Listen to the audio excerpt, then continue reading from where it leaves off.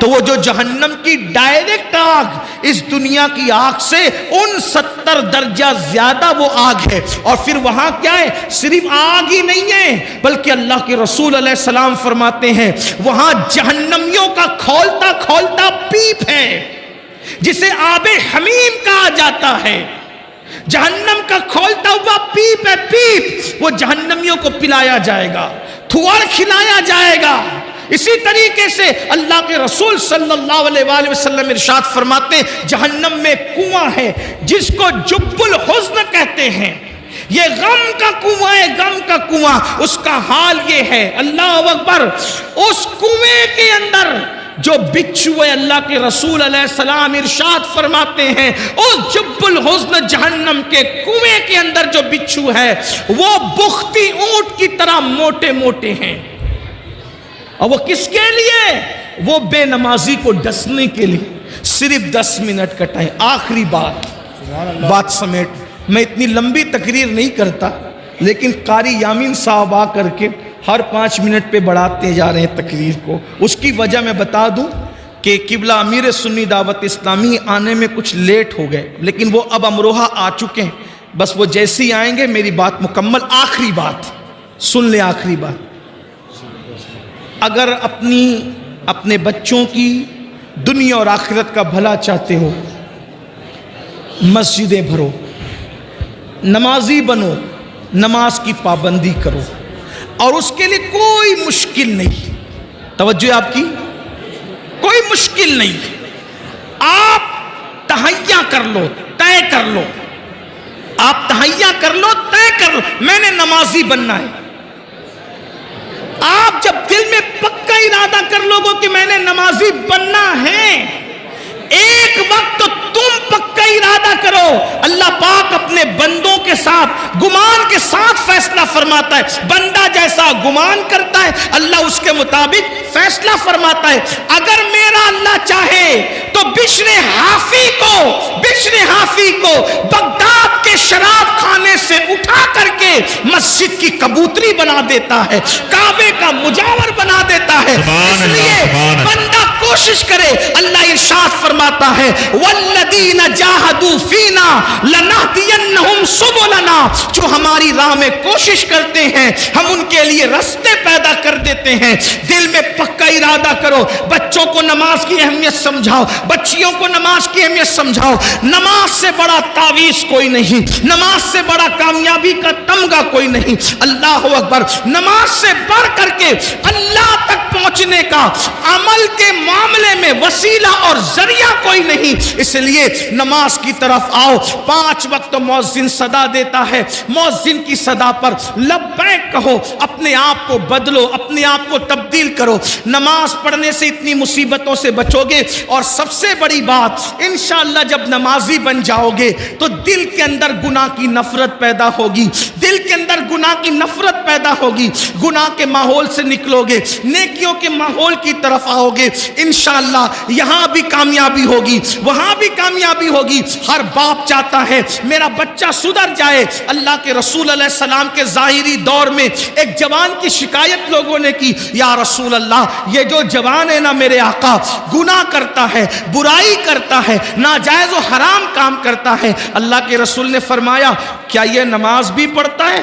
کیا یہ نماز بھی پڑھتا ہے؟ صحابہ نے عرض کی ہاں آقا وہ نماز بھی پڑھتا ہے. سرکار نے ارشاد فرمایا صلی اللہ علیہ وآلہ وسلم اگر یہ نماز پڑھتا ہے تو انشاءاللہ ایک دن اس کی نماز اس کو گناہ سے روک لے گی. چند دن بھی نہ گزرے تھے کہ وہ بندہ نماز کی برکت سے گناہ سے رک گیا. فاروق اعظم کے دور کا واقعہ ہے. ایک نوجوان ایک لڑکی پر فریبتہ ہو گیا. ایک نوجوان ایک لڑکی پر عاشق ہو گیا. اس لڑکی سے آنکھیں چار ہوئی. اس نے اس لڑکی سے کہا اے لڑکی میں تجھ سے محبت کرتا ہوں، تجھ سے پیار کرتا ہوں، کیا تو میرے ساتھ شادی کرے گی؟ اس لڑکی نے کہا کیوں نہیں، بالکل کریں گے. آپ ہم سے محبت کرتے ہیں، ہم آپ کے ساتھ شادی کرنے کے لیے تیار ہے، لیکن ایک شرط ہے. لڑکے نے کہا کیا شرط ہے؟ لڑکی نے کہا امیر المومنین سیدنا فاروق اعظم کی اقتدا میں 40 دن تک کے تمہیں نماز با جماعت ادا کرنا ہے. اگر تم 40 دن تک با جماعت نماز پڑھو گے تو انشاءاللہ ہم شادی کے بارے میں سوچیں گے. سنیے کیا ہوا.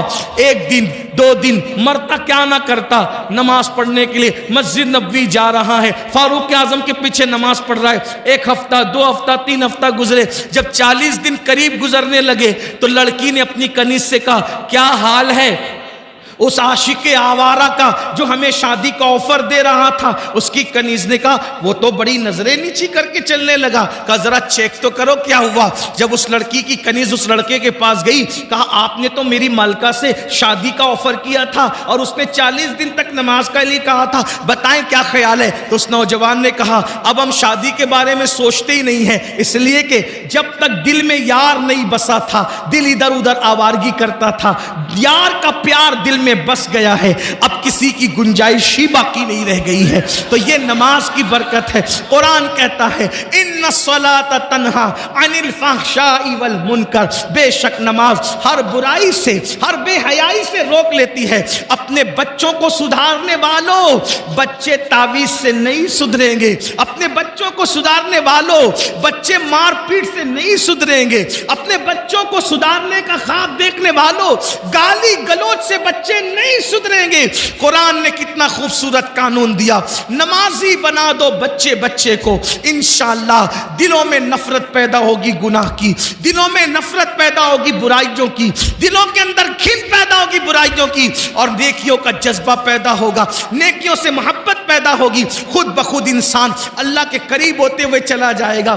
کہتے ہیں ایک دور میں حضرت سیدنا ذوالنون مصری کا دور تھا. ذوالنون مصری کے دور میں ایک لڑکی تھی جو ماحول خراب کر رہی تھی, بگڑ گئی تھی, اور بگڑنے کی وجہ سے ماحول خراب کر رہی تھی. وہ رقص کرتی تھی, وہ ناچتی تھی, وہ گانے گاتی تھی, اس کا میوزک کا انداز بہت اچھا تھا. لوگ اس کے پاس آتے اور گانے سنتے, اس کا ناچ دیکھتے اور اس کے ناچ میں مبتلا ہوتے. ایک دن محلے کے کچھ شریف لوگ حضرت سیدنا ذوالنون مصری کے پاس آئے اور آنے کے بعد کہنے لگے اے اللہ کے برگزیدہ ولی, اے اللہ کے بندے, ایک لڑکی ہمارے محلے میں آئی ہے اور وہ اتنا اچھا ڈانس کرتی ہے, ناچتی ہے, گاتی ہے, یعنی اس کے میوزک کا ناچنے گانے کا انداز یونیک ہے, انفرادی ہے, سب سے ہٹ کر ہے. دن بدن لڑکے اس کے دام تصویر میں, دام فریب میں مبتلا ہو رہے ہیں. اے ذوالنون ایک کام کرو, تمہارے تعلقات بادشاہ تک ہے, تمہارے تعلقات بڑے بڑے اوپر لیول تک ہے, ایک کام کرو اس لڑکی کو ہمارے مصر سے نکال دو, ہمارے علاقے سے نکال دو, ہمارے محلے سے نکال دو. حضرت سیدنا ذوالنون مصری فرماتے ہیں لوگوں یہ بتاؤ تمہیں ناچ بند کرانا ہے یا لڑکی کو محلے سے نکالنا ہے؟ تو لوگوں نے کہا ہمیں تو ناچ بند کرانا ہے. تو حضرت ذوالنون مصری نے فرمایا تو محلے سے پھر مت نکالو, کیونکہ اگر ہم اس کو اپنے محلے سے نکال دیں گے وہ کسی اور محلے میں جا کے ناچے گی, ہم اپنے شہر سے نکال دیں گے کسی اور شہر میں جا کے گندگی پھیلائے گی. یہاں تو ذوالنون مصری ہے, وہاں کون ذوالنون مصری ہوگا؟ تو صوفیہ کا طریقہ کیا ہے؟ صوفیہ کا طریقہ یہ ہے کہ وہ گناہ سے نفرت کرتے ہیں, گنہگار سے نفرت نہیں کرتے. وہ بیماری سے نفرت کرتے ہیں, بیمار سے نفرت نہیں کرتے. حضرت ذوالنون مصری نے فرمایا ٹھیک ہے, اگر اس لڑکی کا ناچ بند کرانا ہے تو انشاءاللہ مجھ پہ چھوڑ دیں, میں وہ بند کرا دوں گا. کہتے ہیں حضرت ذوالنون مصری نے اس لڑکی کے پاس اپنے مرید کو, خادم کو بھیجا اور کہا جاؤ اس لڑکی سے پوچھو تو صحیح کہ وہ ایک رات میں کتنا پیسہ کما لیتی ہے, کتنے روپے کما لیتی ہے. خادم گیا اور جا کر کہا اے لڑکی, ہمارے پیر و مرشد حضرت ذوالنون مصری پوچھتے ہیں ایک رات میں تم کتنا کما لیتی ہو؟ اس نے کہا اتنے ہزار ہم کما لیتے ہیں. تو خادم نے کہا اتنی ہزار کی رقم ہمارے پیر و مرشد حضرت ذوالنون مصری تمہیں دے دیں گے, مگر آج کی رات تمہیں ناچنا نہیں ہے, تمہیں کسی کو آنے نہیں دینا, تم اپنے گھر میں کسی کو بلاؤ گی نہیں. جب ساری رقم سب کی طرف سے ہم نے دے دی تب آپ کسی کو بلاؤ گی نہیں. حضرت ذوالنون مصری کے وہ مرید کے کہنے پر لڑکی خوش ہو گئی. اس کو ایسا لگا ابھی تک تو آوارہ چھوکرے میرا ناچ دیکھنے آتے تھے, ابھی تو صاحب تسبیح مصلی ذوالنون جیسا ولی اور صوفی بھی میرا ناچ دیکھنے آ رہا ہے. ہر آدمی اپنے اپنے مطابق سوچتا ہے, اپنے دماغ اور سوچ کے مطابق سوچتا ہے. ادھر رات ہوئی، عشاء کی نماز حضرت ذوالنون مصری نے پڑھی، کندھے پہ مصلی ڈالا اور مصلی ڈالنے کے بعد اس کے گھر میں قدم رکھا۔ جیسے ہی گھر میں قدم رکھا، لڑکی نے پہلی مرتبہ حضرت ذوالنون مصری کو دیکھا اور اس نے دیکھ کر سوچا سب آ کر کے مجھے ایسی للچائی ہوئی نظر سے دیکھتے ہیں جیسے قصاب کی دکان پر گوشت کے لوتھڑے کو لوگ للچائی ہوئی نظر سے دیکھتے ہیں، ایسے سب، لیکن آج ذوالنون آ کر نظریں جھکاتے ہیں، سلام کرتے ہیں۔ میں نے پوچھا، اس لڑکی نے پوچھا کیا بات ہے ذوالنون؟ تو آپ نے فرمایا میں نے رات بھر کی پوری قیمت دے دی ہے، آج رات تم کو میرے ساتھ گزارنا ہے۔ لڑکی نے کہا کیا مطلب؟ فرمایا بیٹی آج ہم رات کو نماز پڑھیں گے۔ سبحان اللہ، سبحان۔ دیکھو حضرت ذوالنون نے اتنی آوارہ لڑکی کو سدھارنے کے لیے کیا چیز کا استعمال کیا؟ نماز کا۔ بیٹی آج ہم نماز پڑھیں گے رات کو۔ اس نے کہا لوگ تو مجھے للچائی ہوئی نظر سے دیکھتے ہیں جیسے لوگ کھانے کی ڈشوں کو دیکھتے ہیں، آپ مجھے بیٹی کہتے ہیں۔ فرمایا بیٹی وہ مسلمان اور ہے، میں مسلمان اور ہوں۔ اسلام میں لڑکی کو اگر دیکھنا ہی پڑ جائے کسی مجبوری کے تحت تو دیکھنے کا انداز یہ ہوتا ہے، بڑی ہو تو ماں کے سامان ہے، برابر کی ہو تو بہن ہے، چھوٹی ہو تو بیٹی ہے۔ یہی تین روپ ہم دیتے ہیں بیٹی کو اور کچھ نہیں۔ نماز پڑھے۔ کہا بابا میں نے تو کبھی نماز پڑھائی نہیں، میں مسلمان ہوں، میں نے کبھی نماز نہیں پڑھا، مجھے نماز پڑھنی نہیں آتی۔ ذوالنون مصری نے کہا کوئی بات نہیں، وضو کرو، میرے پیچھے کھڑی ہو جاؤ، جیسے میں کروں میری نقل کرو۔ ہائے ہائے ہائے، توجہ کریں، یہ نماز ہے، جیسے میں کروں میری نقل کرو۔ کھڑی ہو گئی۔ ذوالنون مصری نے قرآن پڑھا۔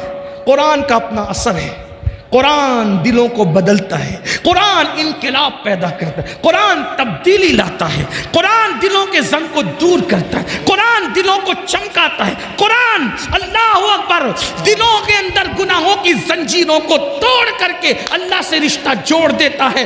23 سال کی قلیل مدت میں عرب کے بوریا نشینوں کو جو آسمان ہدایت کا تارا بنایا تھا وہ اللہ کی کتاب پڑھ کے بنایا تھا، قرآن کی برکتوں سے بنایا تھا۔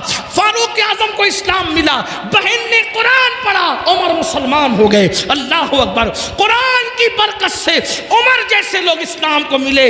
قرآن، میرے آقا فرماتے ہیں بعض شہر ایسے ہیں جو جنگ کی وجہ سے فتح ہوئے ہیں، مدینہ ایسا شہر ہے جس کو ہم نے قرآن کی برکت سے فتح کیا ہے۔ اللہ اکبر، اندازہ کریں سبحان اللہ، سبحان اللہ۔ حضرت ذوالنون مصری نے قرآن پڑھنا شروع کیا۔ وہ لڑکی ناچ گانے اور تماشوں میں اتنی ڈوبی ہوئی تھی اس کو کبھی رونا ہی نہیں آیا تھا، لیکن آج جب حضرت ذوالنون مصری نے قرآن پڑھا تو وہ ہمک ہمک کر ہچکیاں لے کر کے رو رہی تھی۔ ذوالنون قرآن پڑھتے جا رہے تھے اور اس کی آنکھوں میں آنسو آ رہے تھے۔ کہتے ہیں گناہوں کے دھبوں کو جو دل پہ لگ جاتے ہیں 7 سمندر کا پانی بھی دھل نہیں پاتا، مگر ندامت کے آنسو دل پہ لگنے والے دھبوں کو دھل دیا کرتے ہیں۔ موتی بنا کے شان کریمی نے چن لیے قطرے جو تھے میرے عرق انفعال کے، شرمندگی اور ندامت کے آنسو بڑے قیمتی ہوتے ہیں۔ جہنم کو دنیا کا کوئی پانی نہیں بجھا سکتا، لیکن گنہگاروں کے آنسو جو اللہ کے خوف سے نکلتے ہیں وہ بھی جہنم کی آگ کو بجھا دیتے ہیں۔ ذوالنون مصری نماز پڑھ رہے تھے، قرآن کی تلاوت کر رہے تھے، رقاصہ نچنیاں ہمک ہمک کر کے رو رہی تھی، آنسو آ رہے تھے۔ ذوالنون نے اللہ اکبر کہا، رکوع میں سر رکھ دیا، رکوع سے اٹھے اور پیشانی زمین پہ رکھ دی۔ لڑکی نے بھی حضرت ذوالنون کی نقل میں سر سجدے میں رکھ دیا۔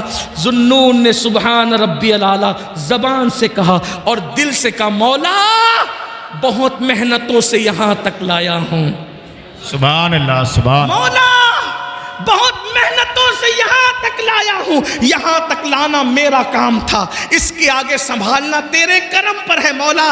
اگر تیرے کرم نے سہارا نہیں دیا تو دنیا کی کوئی طاقت اس کو دوسرا سجدہ نہیں کروا سکتی۔ دنیا نے دیکھا ذوالنون نے جب سجدے سے سر اٹھایا تو نماز پوری کی تو وہ لڑکی تھی نہیں، وہ غائب تھی۔ اب وہ لڑکی کو ڈھونڈا گیا، نہیں ملی، نچنیاں کہاں گئی، رقاصہ کہاں گئی، نچنیاں کہاں گئی، رقاصہ کہاں گئی، نہیں ملی نہیں ملی نہیں ملی نہیں ملی۔ ایک دن وہ لڑکی، وہ رقاصہ قصہ پارینہ بن گئی، ماضی کا بھولا ہوا قصہ بن گئی۔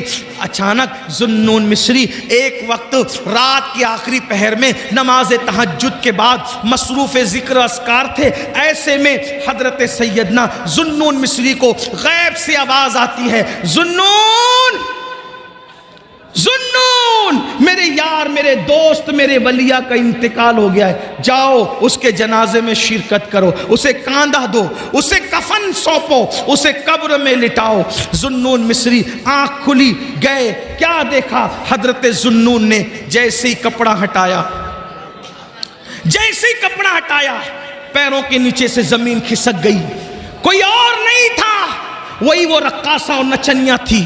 چند دنوں پہلے حضرت ذوالنون نے جس کو سجدہ کروایا تھا، ایک سجدہ، وہی رقاصہ، وہی نچنیاں تھی جس کا لاشا پڑا ہوا تھا۔ چہرے پر حضرت ذوالنون نے جب وہ کپڑا ڈال دیا، یہ تو عورت ہے، یہ وہی عورت ہے جس کو میں نے پہلا سجدہ کرایا تھا، لیکن عورت ہے، نہلانے کے لیے عورتیں چاہیے، کفن پہنانے کے لیے عورتیں چاہیے۔ حضرت ذوالنون شہر میں واپس آئے، اور واپس آنے کے بعد حضرت ذوالنون نے چند عورتوں کو ساتھ لیا، مردوں کو ساتھ لیا، اور خواتین سے کہا چلو کسی ولیہ کو غسل دینا ہے، کفن پہنانا ہے۔ جب گئے، جب سارا مجمع وہاں پہنچا تو وہاں کچھ نہیں تھا، کوئی نہیں تھا۔ حضرت ذوالنون پریشان تھے، یا اللہ وہ لاشا کہاں چلا گیا، وہ لاشا کہاں چلا گیا؟ تو ایک نور کا خط لکھا ہوا دیکھا، ذوالنون جو ہمارے ہو جاتے ہیں ہم کسی اور کے کفن دفن کا محتاج بھی نہیں رکھتے،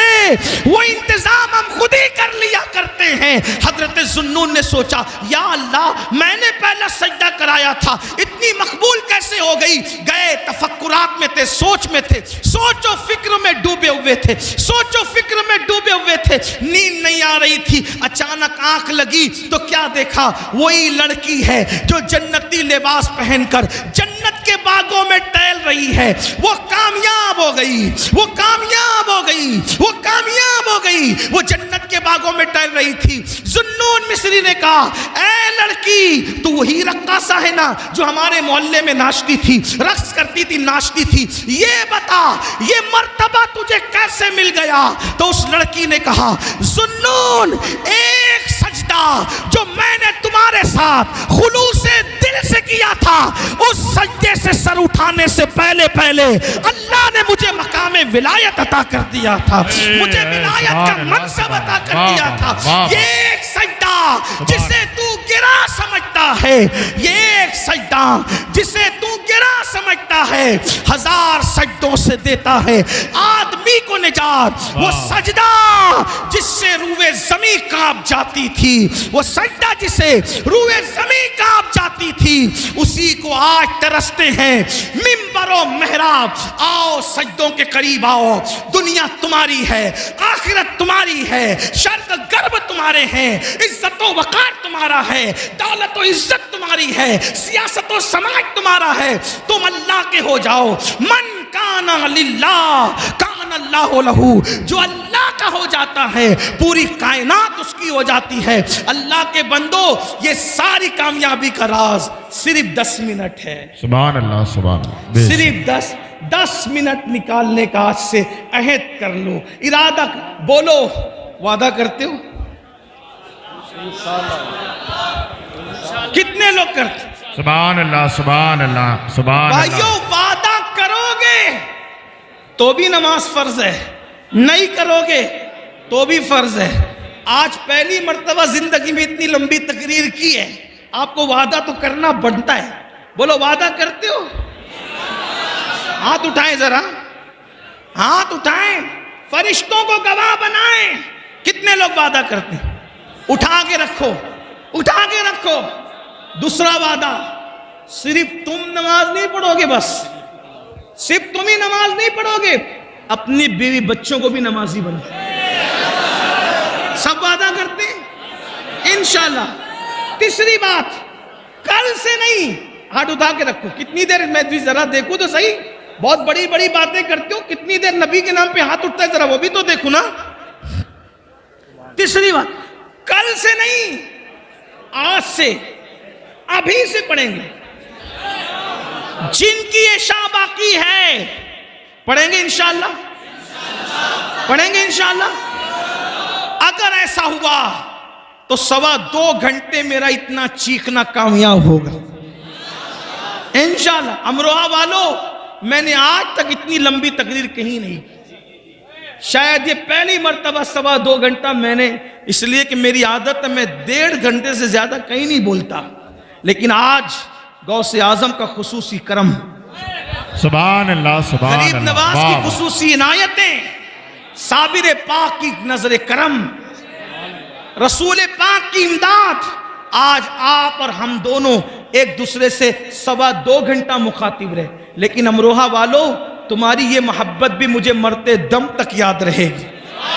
سبحان اللہ، نعرہ تکبیر، نعرہ رسالت، مسلک اعلی حضرت، بہار طیبہ کانفرنس، علامہ سید امین القادری صاحب قبلہ، نعرہ تکبیر، جشن دستار بندی، مدرسہ عثمانیہ فیضان رضا، سرزمین امروہہ، علماء اہل سنت۔ میرے بھائیوں، اتنی دیر میں تو مجمع اٹھ کر چلے، لوگ خالی ہو جاتے ہیں، بھاگ جاتے ہیں، تو نماز پڑھیں گے انشاءاللہ، گھر والوں کے ساتھ پڑھیں گے انشاءاللہ، بچے کو نمازی بنائیں گے انشاءاللہ، اور جو دوستوں کا سرکل ہے ان کو بھی نمازی بنائیں گے انشاءاللہ۔ اللہ پاک آپ سب کو سلامت رکھے، باکرامت رکھے، اللہ دونوں جہان کی فلاح نصیب فرمائے، کامیابی نصیب فرمائے۔ اور آج جس مدرسے کا یہ سالانہ اجلاس ہے فیضان رضا، اللہ اس مدرسے کو بھی دین 11ویں رات 12ویں ترقی عطا فرمائے۔ ماشاءاللہ 25 فارغین مجھے بتائے جا رہے ہیں، قاری یامین صاحب نے 25 فارغین ہیں ماشاءاللہ۔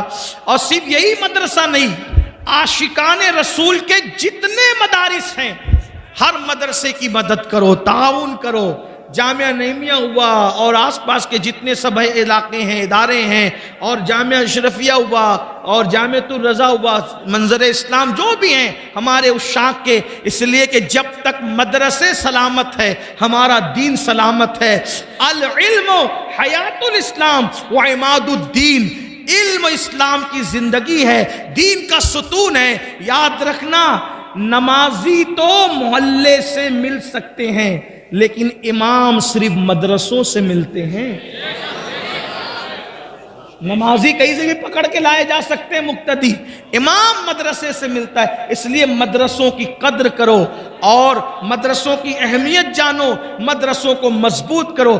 مدرسے مضبوط ہوں گے ہمارا دین مضبوط ہوگا، اس لیے کہ ہماری جو ٹکی ہوئی دین کی عمارت ہے وہ مدرسوں سے ہے۔ بلکہ آپ کو بتا دوں مسلمانوں، ہمارے ملک ہندوستان بھارت میں جب انگریزوں نے اپنے قدم جمائے تو یہی مدرسے کے فارغین تھے جنہوں نے انگریزوں کے خلاف جہاد کا فتویٰ دیا اور انہوں نے ملک ہندوستان کو آزاد کرانے میں جان کی بازی لگا دی۔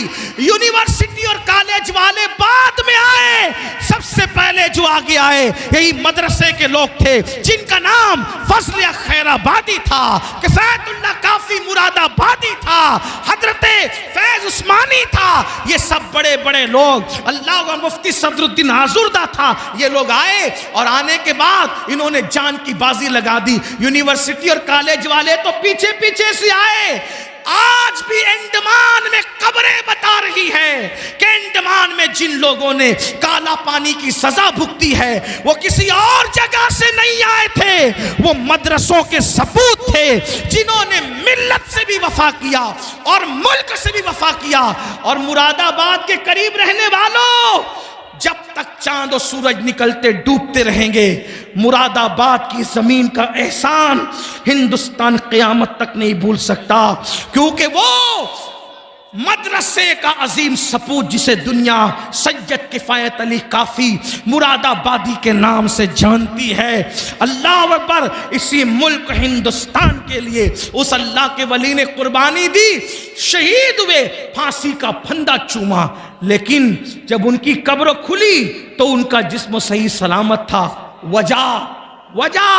وجہ یہ تھی کہ وہ صرف مدرسے والا نہیں تھا، وہ مدرسے کے ساتھ خانقاہ والا بھی تھا، دل والا تھا، جگر کیسا عاشق رسول. ارے لوگوں کی ٹرین اگر تیز چلنے لگے تو دل دہلنے لگتے ہیں، قلم ہاتھ سے چھوٹ جاتا ہے. لیکن سید کفایت علی کافی مراد آبادی رحمت اللہ علیہ کو جب پھانسی دی جانے لگی تو کہا کہ تمہاری آخری خواہش کیا ہے؟ تو مدرسے کا وہ بطل جلیل کہتا ہے آخری خواہش ہے کہ نبی کی نعت پوری زندگی لکھتا رہا، اب بھی نبی کی نعت لکھوں گا. اور کافی نے جو آخری نعت لکھی وہ آخری نعت ہے کہ وہ لکھا کوئی گل باقی رہے گا. یہ مراد آباد سے اٹھنے والی آواز ہے. کوئی گل باقی رہے گا، نہ چمن رہ جائے گا، پر رسول اللہ کا دین حسن رہ جائے گا. اطلس و کم خواب کی پوشاک پہ نازا نہ ہو، اس تنے بے جان پر، اس تنے بے جان پر، اس تنے بے جان پر خاکی کفن رہ جائے گا. ہم سفیر و باغ میں ہیں کوئی دم کا چہچہا، ہم سفیر و باغ میں ہیں کوئی دم کا چہچہا. بلبلیں اڑ جائے گی، سونا چمن رہ جائے گا.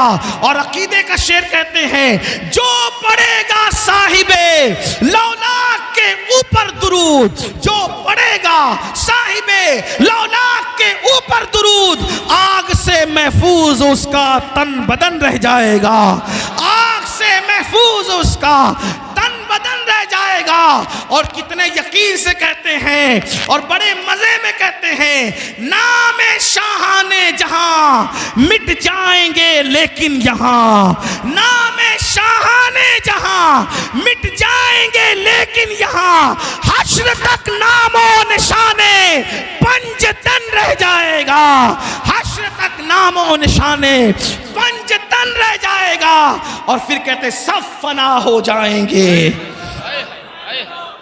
سب فنا ہو جائیں گے، سب فنا ہو جائیں گے، کافی وہ لیکن حشر تک.